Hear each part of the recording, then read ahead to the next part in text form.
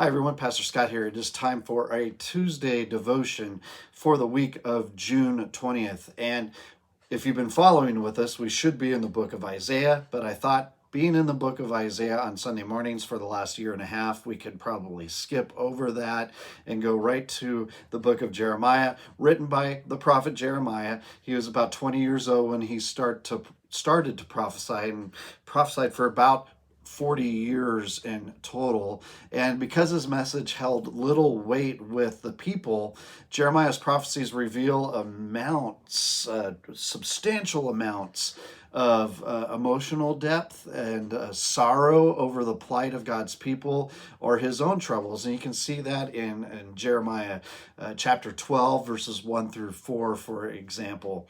Jeremiah found himself addressing a nation hurting and also heading towards judgment from God. And Jeremiah, the book is important because it provides us a very clear glimpse of the new covenant that God intended to make with his people once Christ came to earth. And this new covenant would be the means of restoration for God's people as he would put his law within them, writing it on their hearts of flesh rather than on tablets of stone, rather than fostering our relationship with God through a fixed location like a temple. He promised through Jeremiah that his people would know him directly, a knowledge that comes through the person of his son, Jesus Christ. And take a look at Jeremiah 31, verses 31 through 34 for that.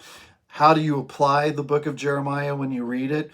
Well, when you see God's patience with his people in the Old Testament, it reminds us that God has always been and continues to be merciful, that his chosen people, man, they routinely ignored the covenant they made with him for the better part of like 1,000 years without immediate death and destruction. And that should give us hope in our struggles with living well for God and to understand how merciful he actually is.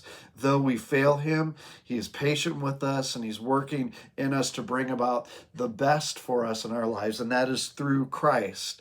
And so the book of Jeremiah also reminds us that at the end, there's going to be a truth that we have to deal with, and that should spur us on to follow God wholeheartedly.